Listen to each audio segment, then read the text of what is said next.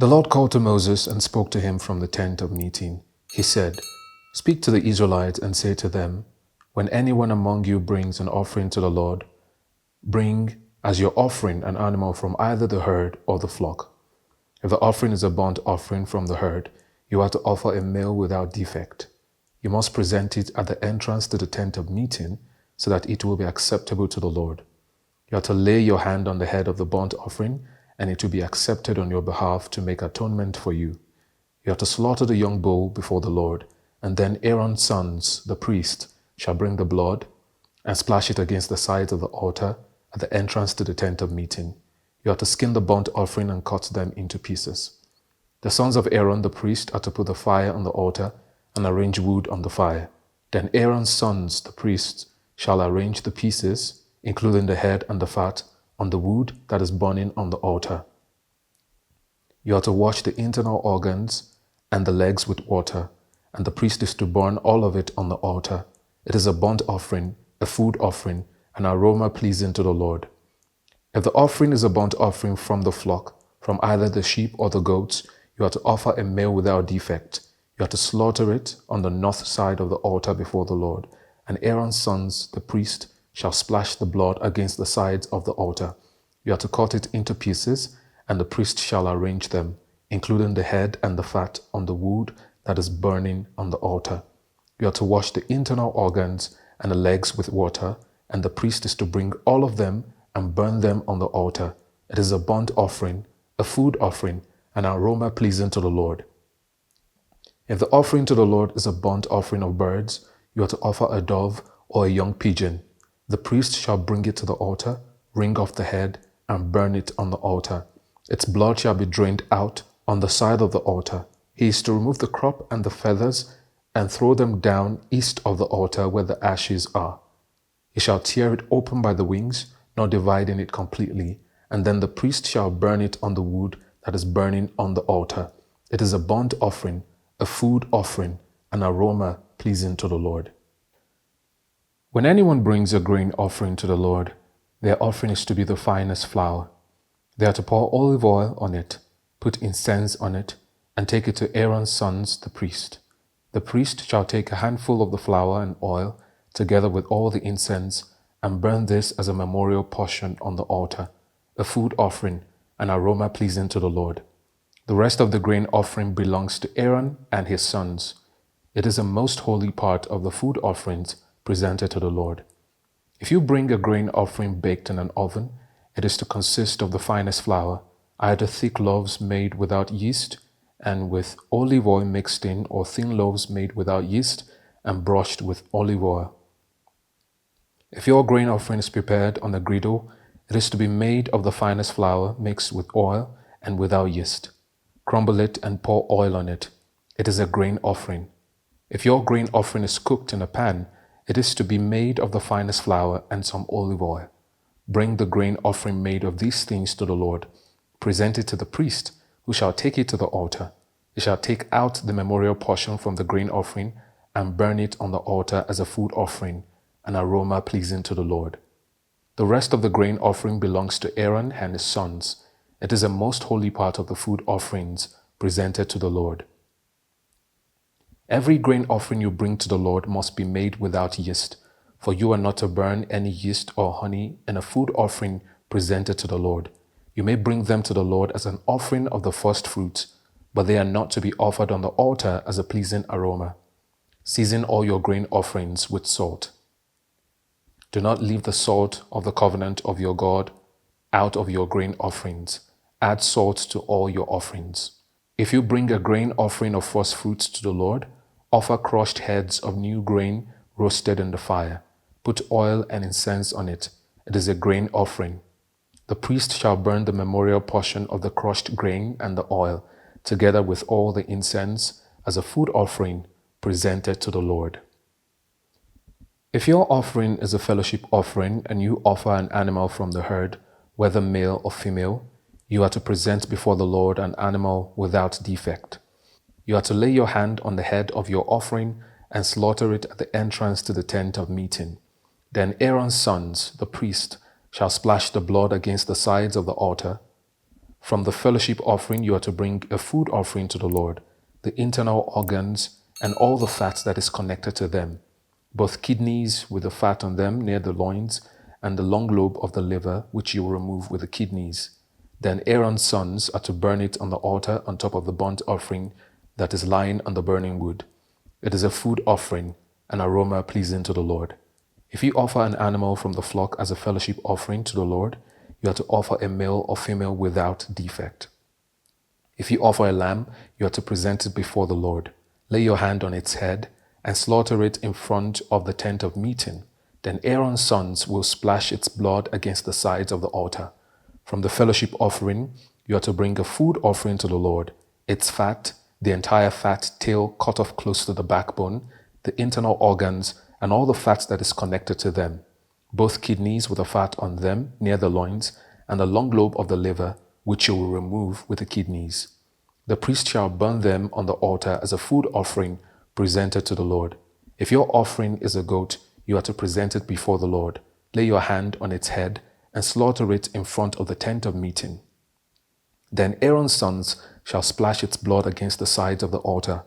From what you offer, you are to present this food offering to the Lord, the internal organs and all the fat that is connected to them, both kidneys with the fat on them near the loins, and the long lobe of the liver, which you will remove with the kidneys. The priest shall burn them on the altar as a food offering, a pleasing aroma. All the fat is the Lord's. This is a lasting ordinance for the generations to come. Wherever you live, you must not eat any fat or any blood. The Lord said to Moses, "Say to the Israelites, when anyone sins unintentionally and does what is forbidden in any of the Lord's commands, if the anointed priest sins, bringing guilt on the people, he must bring to the Lord a young bull without defect as a sin offering for the sin he has committed. He is to present the bull at the entrance to the tent of meeting before the Lord. He is to lay his hand on its head and slaughter it there before the Lord. Then the anointed priest shall take some of the bull's blood and carry it into the tent of meeting. He is to dip his finger into the blood and sprinkle some of it 7 times before the Lord in front of the curtain of the sanctuary. The priest shall then put some of the blood on the horns of the altar of fragrant incense that is before the Lord in the tent of meeting. The rest of the bull's blood he shall pour out at the base of the altar of burnt offering at the entrance to the tent of meeting. He shall remove all the fat from the bull of the sin offering, all the fat that is connected to the internal organs, both kidneys with the fat on them near the loins, and the long lobe of the liver, which he will remove with the kidneys. Just as the fat is removed from the ox sacrificed as a fellowship offering, then the priest shall burn them on the altar of burnt offering. But the hide of the bull and all its flesh, as well as the head and legs, the internal organs, and the intestines, that is, all the rest of the bull, he must take outside the camp to a place ceremonially clean, where the ashes are thrown, and burn it there in a wood fire on the ash heap. If the whole Israelite community sins unintentionally and does what is forbidden in any of the Lord's commands, even though the community is unaware of the matter, when they realize their guilt and the sin they committed becomes known, the assembly must bring a young bull as a sin offering and present it before the tent of meeting. The elders of the community are to lay their hands on the bull's head before the Lord, and the bull shall be slaughtered before the Lord. Then the anointed priest is to take some of the bull's blood into the tent of meeting. He shall dip his finger into the blood and sprinkle it before the Lord 7 times in front of the curtain. He is to put some of the blood on the horns of the altar that is before the Lord in the tent of meeting. The rest of the blood he shall pour out at the base of the altar of burnt offering at the entrance to the tent of meeting. He shall remove all the fat from it and burn it on the altar, and do with this bull just as he did with the bull for the sin offering. In this way the priest will make atonement for the community, and they will be forgiven. Then he shall take the bull outside the camp and burn it as he burnt the first bull. This is the sin offering for the community.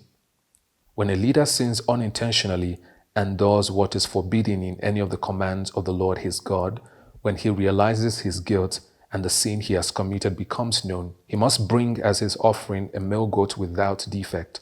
He is to lay his hand on the goat's head and slaughter it at the place where the burnt offering is slaughtered before the Lord.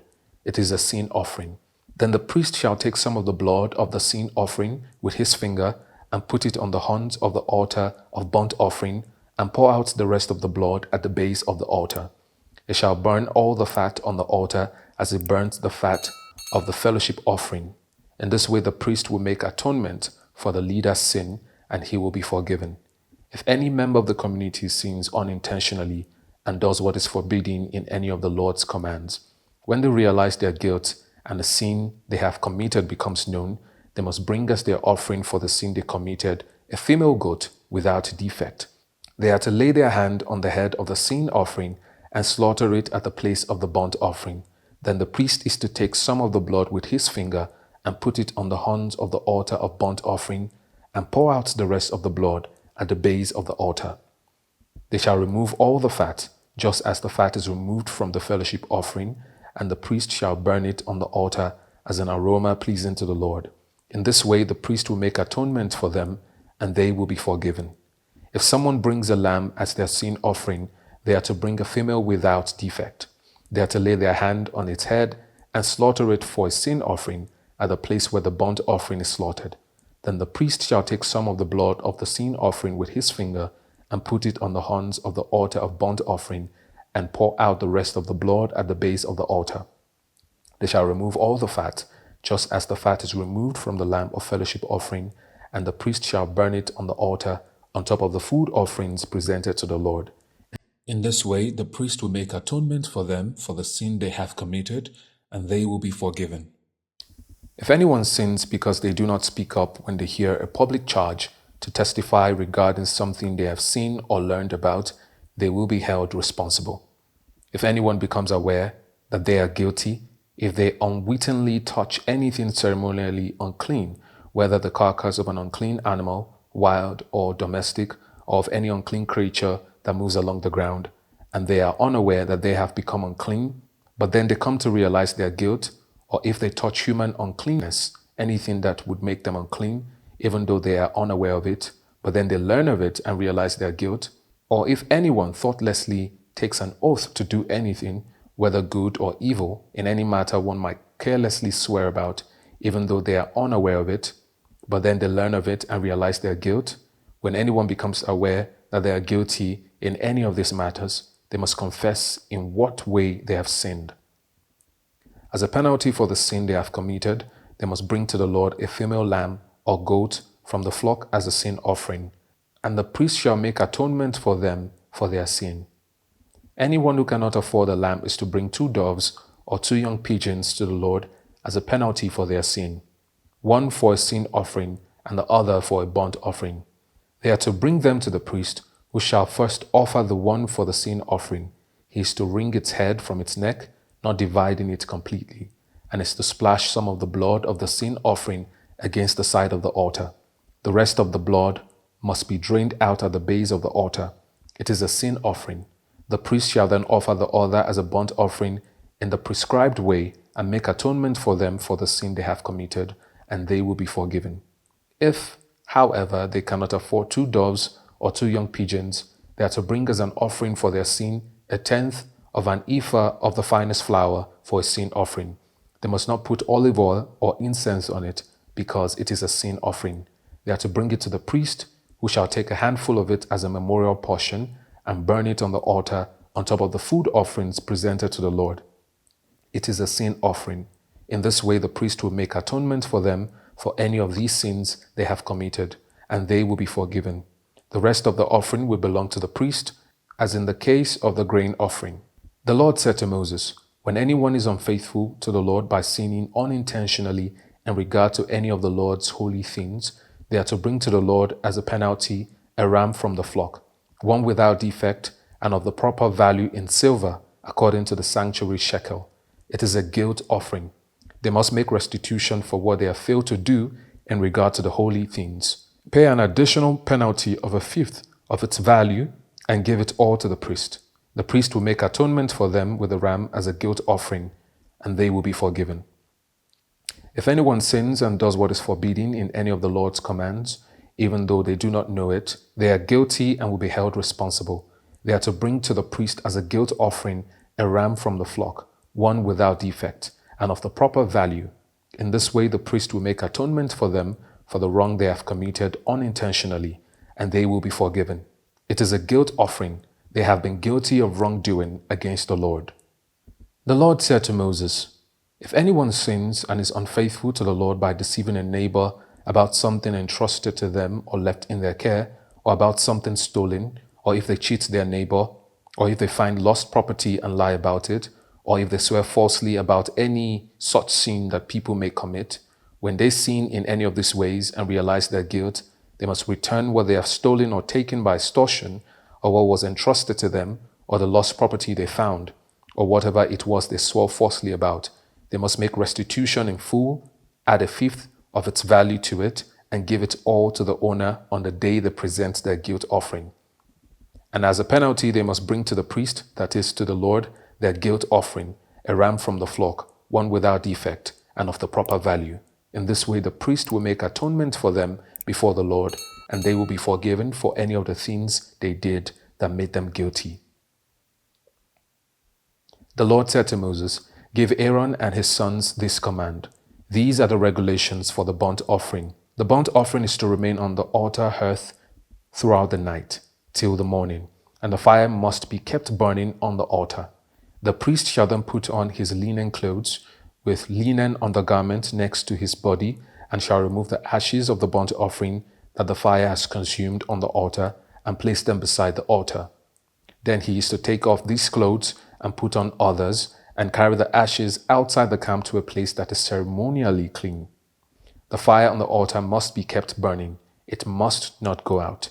Every morning the priest is to add firewood and arrange the burnt offering on the fire and burn the fat of the fellowship offerings on it.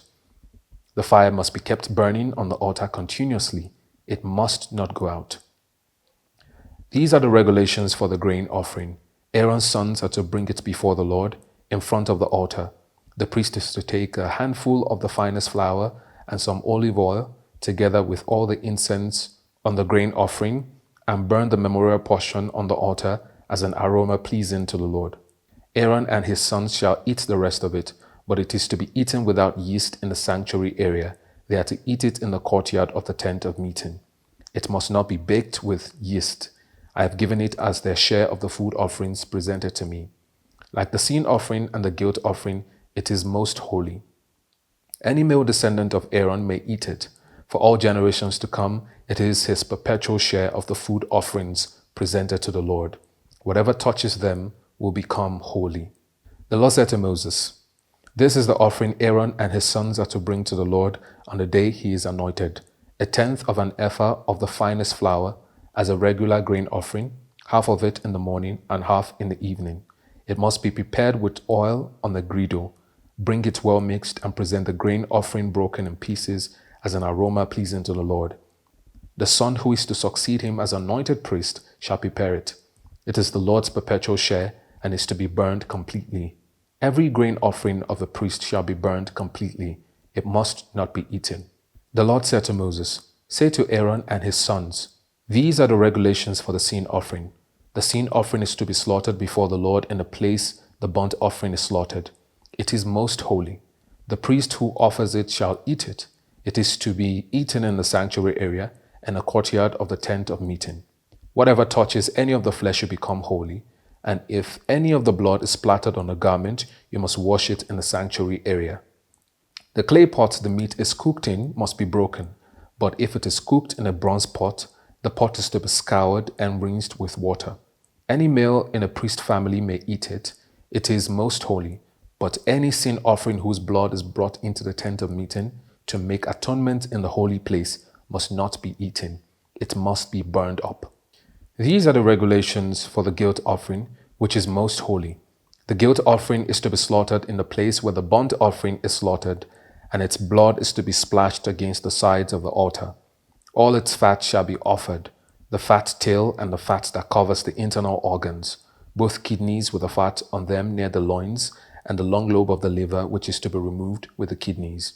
The priest shall burn them on the altar as a food offering presented to the Lord. It is a guilt offering.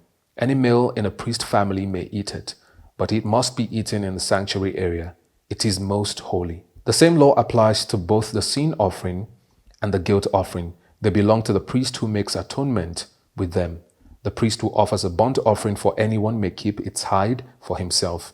Every grain offering baked in an oven or cooked in a pan or on a griddle belongs to the priest who offers it.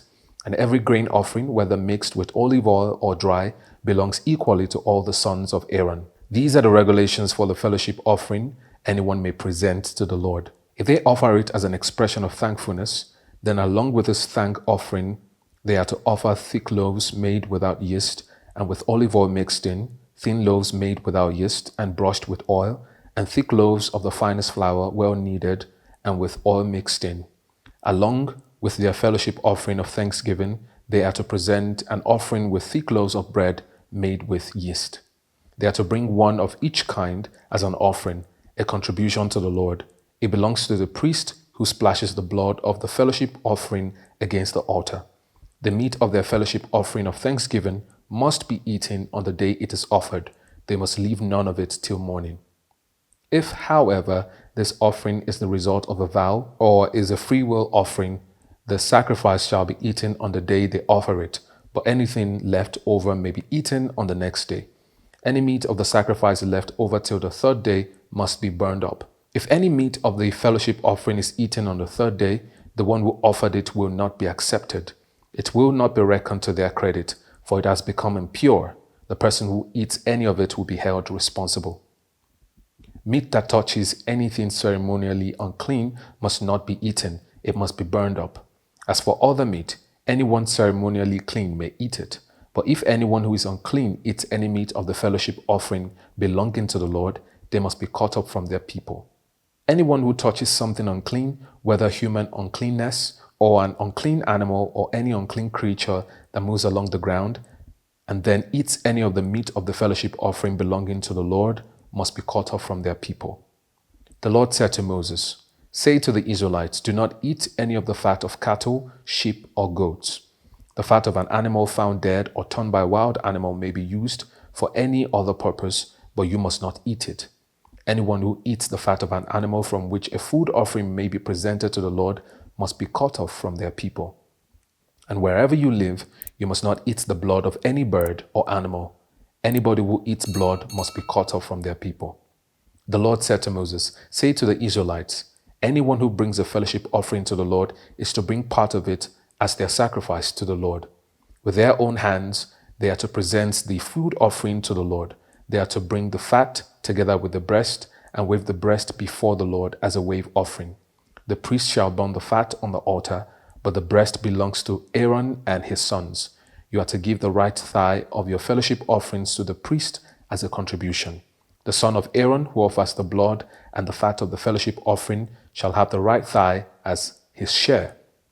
From the fellowship offerings of the Israelites, I have taken the breast that is waved and the thigh that is presented, and have given them to Aaron the priest and his sons as their perpetual share from the Israelites. This is the portion of the food offerings presented to the Lord that were allotted to Aaron and his sons on the day they were presented to serve the Lord as priests. On the day they were anointed, the Lord commanded that the Israelites give these to them as their perpetual share for the generations to come. These then are the regulations for the burnt offering, the grain offering, the sin offering, the guilt offering, the ordination offering, and the fellowship offering, which the Lord gave Moses at Mount Sinai in the desert of Sinai on the day he commanded the Israelites to bring their offerings to the Lord. The Lord said to Moses, "Bring Aaron and his sons, their garment and anointing oil, the bull for the sin offering, the 2 rams and a basket containing bread made without yeast, and gather the entire assembly at the entrance to the tent of meeting." Moses did as the Lord commanded him, and the assembly gathered at the entrance to the tent of meeting. Moses said to the assembly, "This is what the Lord has commanded to be done." Then Moses brought Aaron and his sons forward and washed them with water. He put the tunic on Aaron, tied the sash around him, clothed him with the robe, and put the ephod on him. He also fastened the ephod with a decorative waistband, which he tied around him. He placed the breastpiece on him and put the Urim and Thummim in the breastpiece. Then he placed the turban on Aaron's head and set the gold plate, the sacred emblem, on the front of it, as the Lord commanded Moses. Then Moses took the anointing oil and anointed the tabernacle and everything in it, and so consecrated them.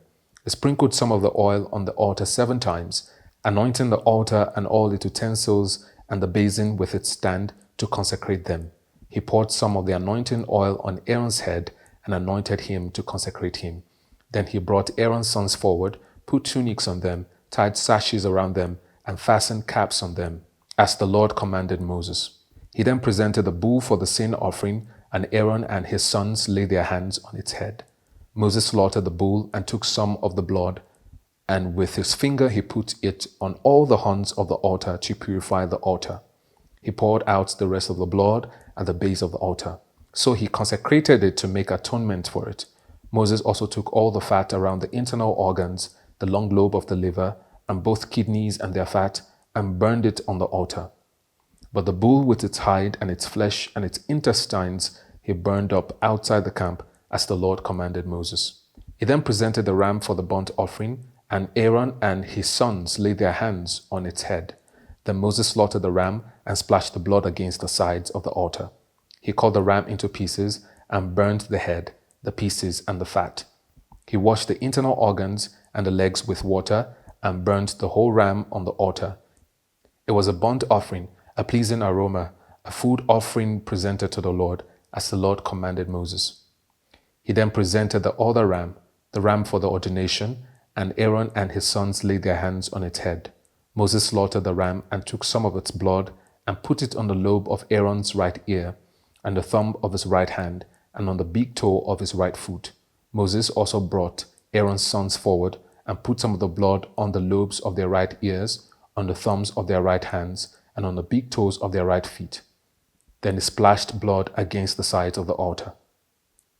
After that, he took the fat tail, all the fat around the internal organs, the long lobe of the liver, both kidneys and their fat, and the right thigh. And from the basket of bread made without yeast, which was before the Lord, he took one thick loaf with olive oil mixed in, and one thin loaf, and he put these on the fat portions and on the right thigh. He put all these in the hands of Aaron and his sons, and they waved them before the Lord as a wave offering. Then Moses took them from their hands and burned them on the altar on top of the burnt offering as an ordination offering, a pleasing aroma, a food offering presented to the Lord. Moses also took the breast, which was his share of the ordination ram, and waved it before the Lord as a wave offering, as the Lord commanded Moses.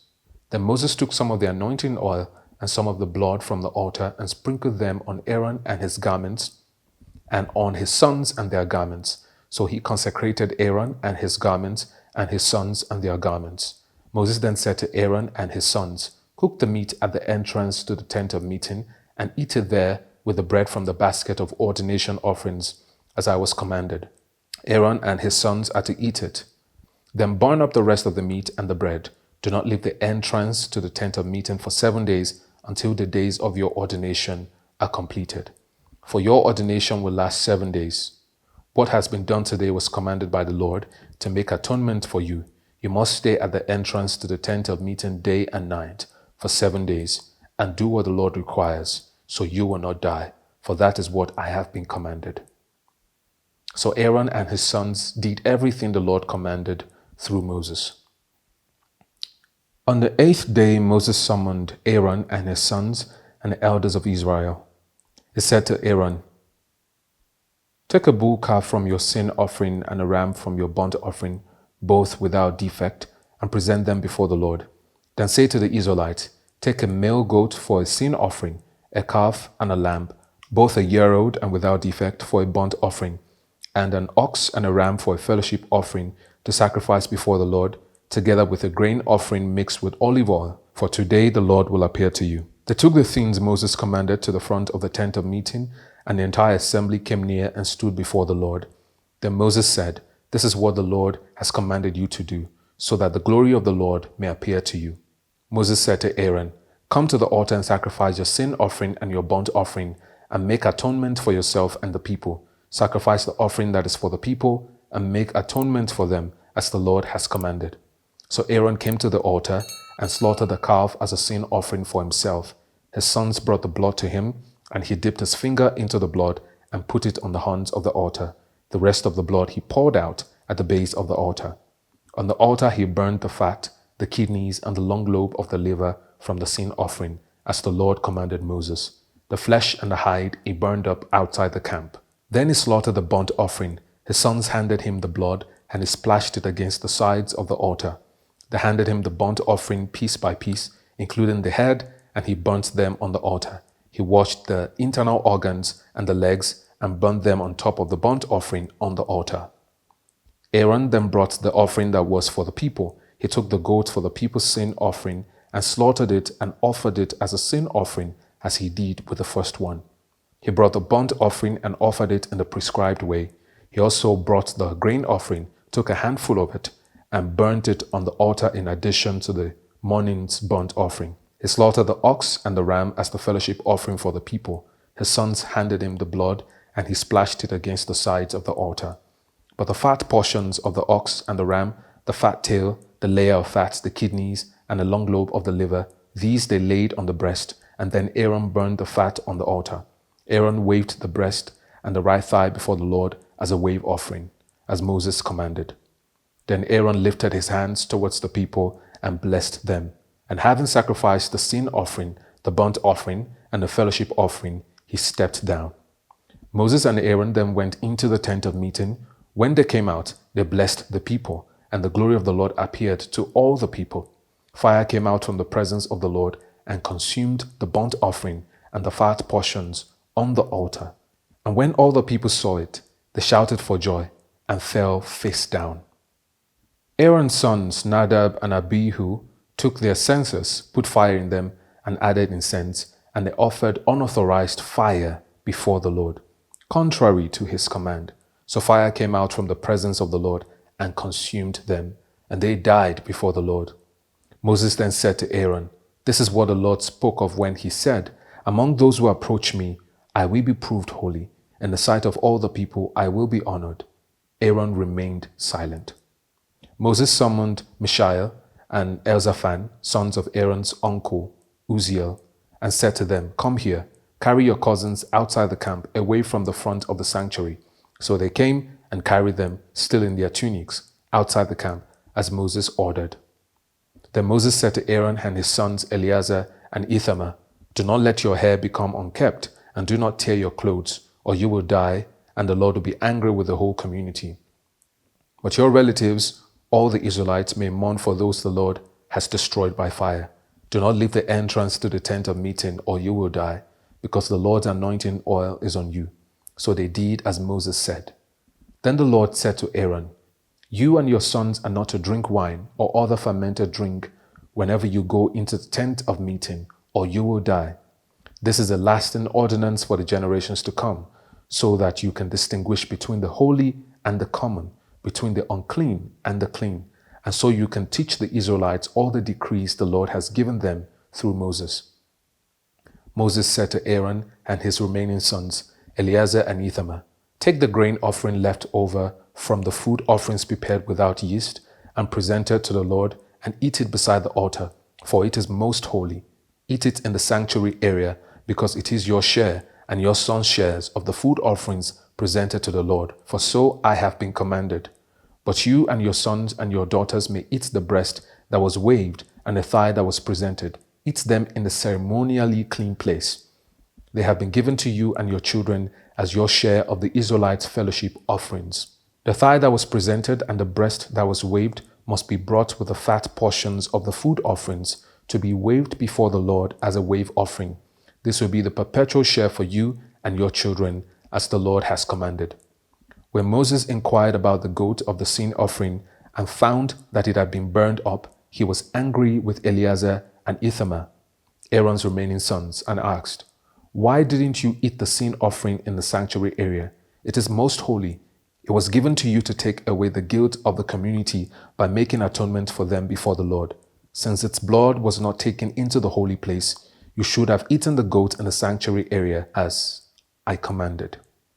Aaron replied to Moses, "Today they sacrificed their sin offering and their burnt offering before the Lord, but such things as this have happened to me. Would the Lord have been pleased if I had eaten the sin offering today?" When Moses heard this, he was satisfied. The Lord said to Moses and Aaron, "Say to the Israelites, of all the animals that live on land, these are the ones you may eat. You may eat any animal that has a divided hoof and that chews the cord. There are some that only chew the cord or only have a divided hoof, but you must not eat them. The camel, though it chews the cord, does not have a divided hoof. It is ceremonially unclean for you. The hyrax, though it chews the cord, does not have a divided hoof. It is unclean for you. The rabbit, though it chews the cord, does not have a divided hoof. It is unclean for you. And the pig, though it has a divided hoof, does not chew the cord. It is unclean for you. You must not eat their meat or touch their carcasses. They are unclean for you. Of all the creatures living in the water of the seas and the streams, you may eat any that have fins and scales. But all the creatures in the seas or streams that do not have fins and scales, whether among all the swimming things or among all the other living creatures in the water, you are to regard as unclean. And since you are to regard them as unclean, you must not eat their meat. You must regard their carcasses as unclean. Anything living in the water that does not have fins and scales is to be regarded as unclean by you.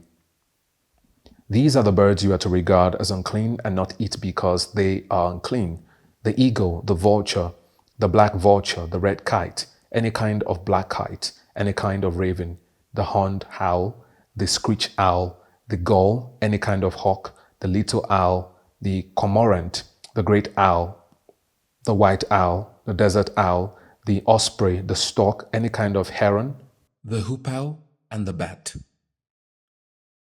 All flying insects that walk on all fours are to be regarded as unclean by you. There are, however, some flying insects that walk on all fours that you may eat, those that have jointed legs for hopping on the ground. Of these you may eat any kind of locust, katydid, cricket, or grasshopper.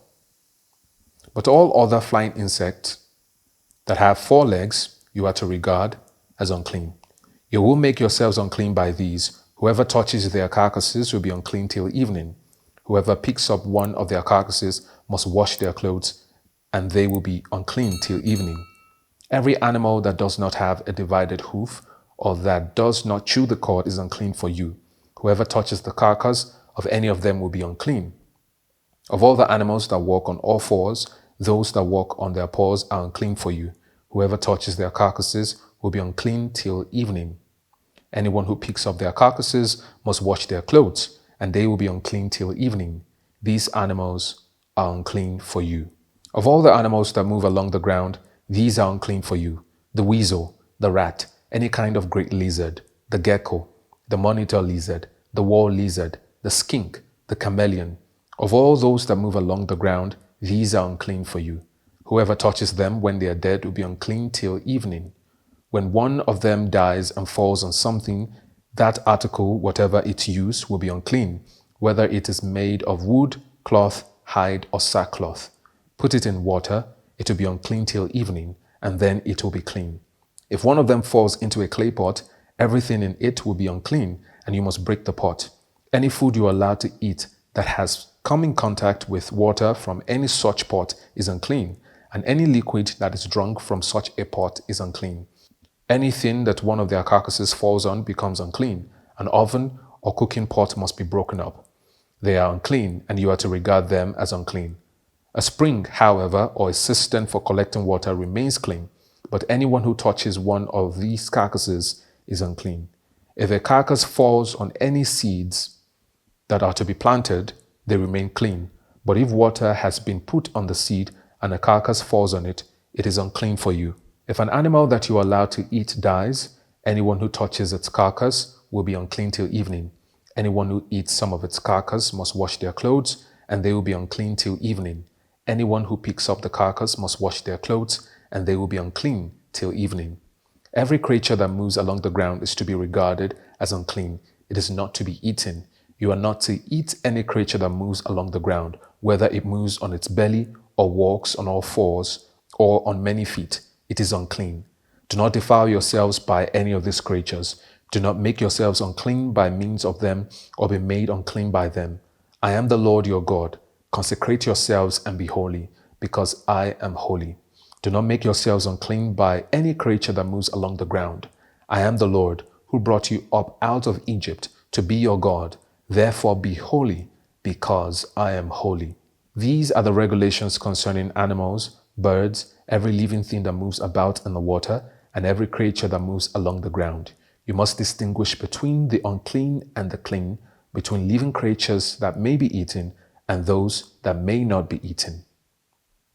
The Lord said to Moses, "Say to the Israelites, a woman who becomes pregnant and gives birth to a son will be ceremonially unclean for 7 days, just as she is unclean during a monthly period. On the 8th day, the boy is to be circumcised. Then the woman must wait 33 days to be purified from her bleeding. She must not touch anything sacred or go to the sanctuary until the days of her purification are over. If she gives birth to a daughter, for 2 weeks the woman will be unclean, as during her period. Then she must wait 66 days to be purified from her bleeding. When the days of her purification for a son or daughter are over, she is to bring to the priest at the entrance to the tent of meeting a year-old lamb for a burnt offering and a young pigeon or a dove for a sin offering. He shall offer them before the Lord to make atonement for her, and then she will be ceremonially clean from her flow of blood. These are the regulations for the woman who gives birth to a boy or a girl. But if she cannot afford a lamb, she is to bring 2 doves or 2 young pigeons, one for a burnt offering and the other for a sin offering. In this way, the priest will make atonement for her, and she will be clean.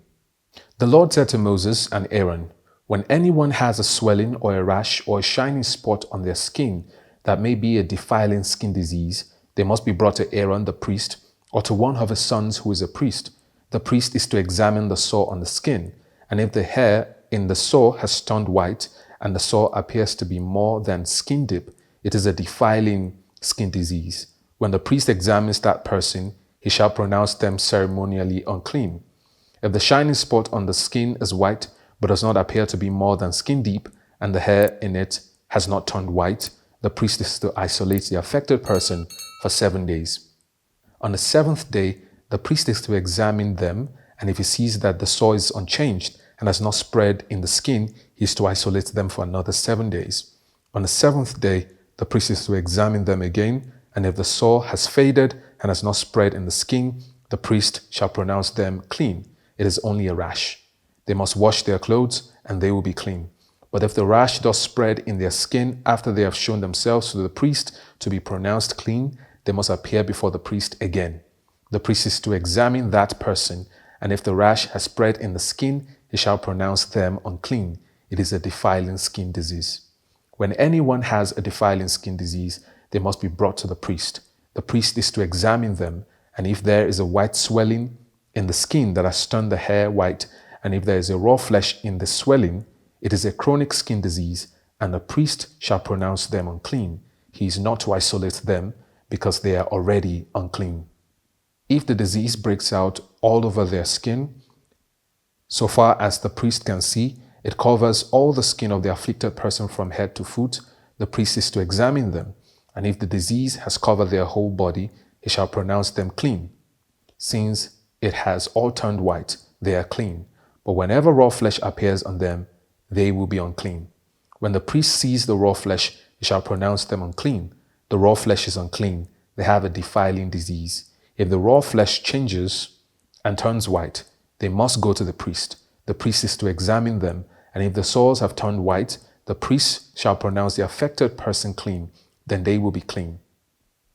When someone has a boil on their skin and it heals, and in the place where the boil was, a white swelling or reddish white spot appears, they must present themselves to the priest. The priest is to examine it, and if it appears to be more than skin deep and the hair in it has turned white, the priest shall pronounce the person unclean. It is a defiling skin disease that has broken out where the boil was. But if, when the priest examines it, there is no white hair in it, and it is not more than skin deep and has faded, then the priest is to isolate them for 7 days. If it is spreading in the skin, the priest shall pronounce them unclean. It is a defiling disease. But if the spot is unchanged and has not spread, it is only a scar from the boil, and the priest shall pronounce them clean. When someone has a burn on their skin and a reddish white or white spot appears in the raw flesh of the burn, the priest is to examine the spot, and if the hair in it has turned white, and it appears to be more than skin deep, it is a defiling skin disease that has broken out in that burn. The priest shall pronounce them unclean. It is a defiling skin disease. But if the priest examines it, and there is no white hair in the spot, and it is not more than skin deep and has faded, then the priest is to isolate them for 7 days. On the 7th day, the priest is to examine that person, and if it is spreading in the skin, the priest shall pronounce them unclean. It is a defiling skin disease. If, however, the spot is unchanged and has not spread in the skin but has faded, it is a swelling from the burn, and the priest shall pronounce them clean. It is only a scar from the burn. If a man or woman has sore on their head or chin, the priest is to examine the sore, and if it appears to be more than skin deep, and the hair in it is yellow and thin, the priest shall pronounce them unclean. It is a defiling skin disease on the head or chin. But if, when the priest examines the sore, it does not seem to be more than skin deep, and there is no black hair in it, then the priest is to isolate the affected person for 7 days. On the 7th day, the priest is to examine the sore, and if it has not spread and there is no yellow hair in it, and it does not appear to be more than skin deep, then the man or woman must shave themselves except for the affected area, and the priest is to keep them isolated another 7 days. On the 7th day, the priest is to examine the sore, and if it has not spread in the skin and appears to be no more than skin deep, the priest shall pronounce them clean. They must wash their clothes, and they will be clean. But if the sore thus spread in the skin after they are pronounced clean, the priest is to examine them, and if he finds that the sore has spread in the skin, he does not need to look for yellow hair. They are unclean. If, however, the sore is unchanged, so far as the priest can see, and if black hair has grown in it, the affected person is healed. They are clean, and the priest shall pronounce them clean. When a man or woman has white spots on the skin, the priest is to examine them, and if the spots are dull white, it is a harmless rash that has broken out on the skin. They are clean. A man who has lost his hair and is bald is clean. If he has lost his hair from the front of his scalp and has a bald forehead, he is clean.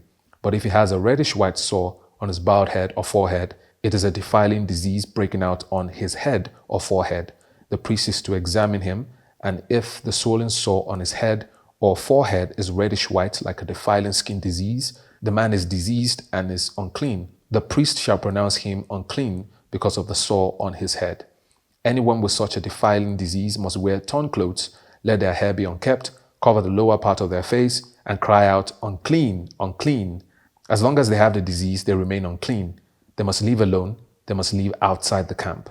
As for any fabric that is spoiled with a defiling mold, any woolen or linen clothing, any woven or knitted material of linen or wool, any leather or anything made of leather, if the affected area in the fabric, the leather, the woven or knitted material, or any leather article is greenish or reddish, it is a defiling mold and must be shown to the priest. The priest is to examine the affected area and isolate the article for 7 days. On the 7th day, he is to examine it, and if the mold has spread in the fabric, the woven or knitted material, or the leather, whatever its use, it is a persistent defiling mold.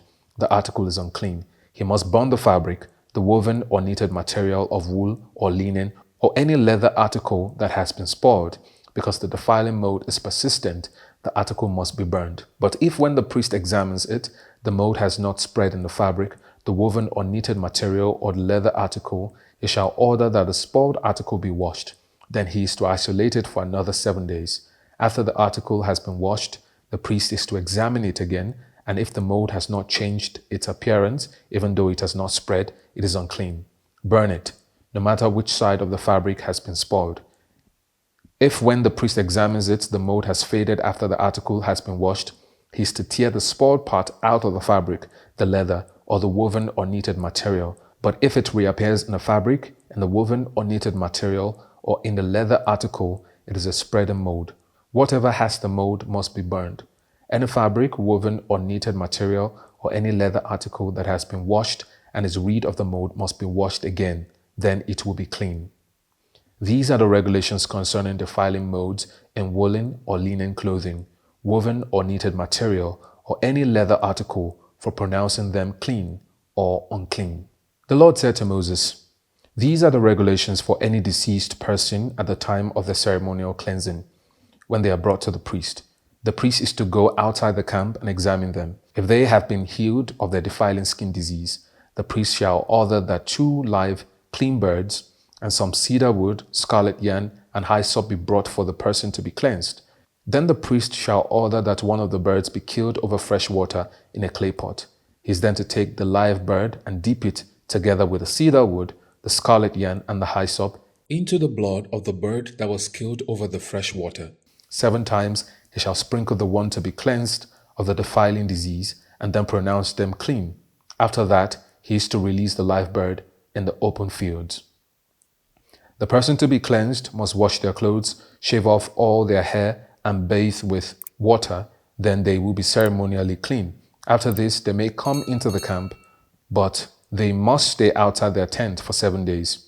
On the 7th day, they must shave off all their hair. They must shave off their head, their beard, their eyebrows, and the rest of their hair. They must wash their clothes and bathe themselves with water, and they will be clean.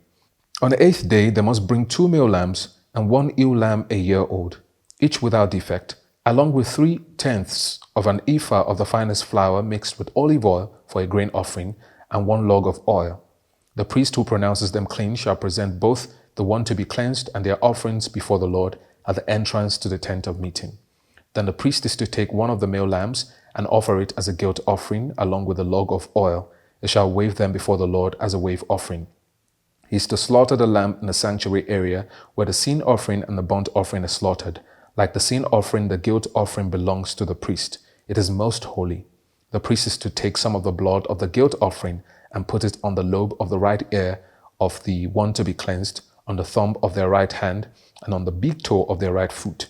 The priest shall then take some of the log of oil, pour it in the palm of his own left hand, dip his right forefinger into the oil in his palm, and with his finger sprinkle some of it before the Lord 7 times.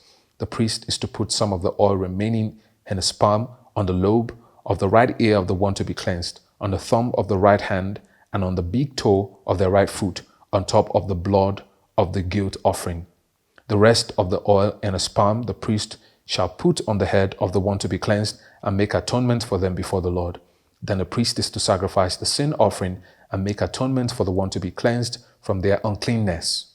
After that, the priest shall slaughter the burnt offering and offer it on the altar together with the grain offering and make atonement for them, and they will be clean. If, however, they are poor and cannot afford these, they must take 1 male lamb as a guilt offering to be waved to make atonement for them, together with 1/10 of an ephah of the finest flour mixed with olive oil for a grain offering, a log of oil, and 2 doves and 2 young pigeons, such as they can afford, one for a sin offering and the other for a burnt offering. On the 8th day, they must bring them for their cleansing to the priest at the entrance to the tent of meeting before the Lord. The priest is to take the lamb for the guilt offering, together with a log of oil, and wave them before the Lord as a wave offering. They shall slaughter the lamb for the guilt offering, and take some of its blood, and put it on the lobe of the right ear of the one to be cleansed, on the thumb of their right hand, and on the big toe of their right foot. The priest is to pour some of the oil into the palm of his own left hand, and with his right forefinger sprinkle some of the oil from his palm 7 times before the Lord. Some of the oil in his palm he is to put on the same places he put the blood of the guilt offering, on the lobe of the right ear of the one to be cleansed, on the thumb of their right hand, and on the big toe of their right foot. The rest of the oil in his palm the priest shall put on the head of the one to be cleansed, to make atonement for them before the Lord. Then he shall sacrifice the doves or the young pigeons, such as the person can afford, one as a sin offering and the other as a burnt offering, together with the grain offering. In this way the priest will make atonement before the Lord on behalf of the one to be cleansed. These are the regulations for anyone who has a defiling skin disease and who cannot afford the regular offerings for their cleansing. The Lord said to Moses and Aaron, "When you enter the land of Canaan, which I am giving you as your possession, and I put a spreading mold in a house in that land, the owner of that house must go and tell the priest, 'I have seen something that looks like a defiling mold in my house.' The priest is to order the house to be emptied before he goes in to examine the mold, so that nothing in the house will be pronounced unclean. After this, the priest is to go in and inspect the house. He is to examine the mold on the walls, and if it has greenish or reddish depressions that appear to be deeper than the surface of the wall, The priest shall go out to the doorway of the house and close it up for 7 days. On the seventh day, the priest shall return to inspect the house. If the mold has spread on the walls, he is to order that the contaminated stones be torn out and thrown into an unclean place outside the town. He must have all the inside walls of the house scraped, and the material that is scraped off dumped into an unclean place outside the town. Then they are to take other stones to replace these and take new clay and plaster the house. If the defiling mold reappears in the house after the stones have been torn out and the house scraped and plastered, the priest is to go and examine it. If the mold has spread in the house, it is a persistent defiling mold. The house is unclean. It must be torn down, its stones, timbers, and all the plasters, and taken out of the town to an unclean place. Anyone who goes into the house while it is closed up will be unclean till evening. Anyone who sleeps or eats in the house must wash their clothes. But if the priest comes to examine it, and the mold has not spread after the house has been plastered, he shall pronounce the house clean, because the defiling mold is gone. To purify the house, he is to take 2 birds and some cedar wood, scarlet yarn, and hyssop. He shall kill one of the birds over fresh water in a clay pot. Then he is to take the cedar wood and hyssop, the scarlet yarn, and the live bird, dip them into the blood of the dead bird and the fresh water, and sprinkle the house 7 times. He shall purify the house with the bird's blood, the fresh water, the live bird, the cedar wood, the hyssop, and the scarlet yarn. Then he is to release the live bird in the open fields outside the town. In this way he will make atonement for the house, and it will be clean. These are the regulations for any defiling skin disease, for a sore, for defiling molds in fabric or in a house, and for a swelling, a rash, or a shiny spot, to determine when something is clean or unclean. These are the regulations for defiling skin diseases and defiling molds.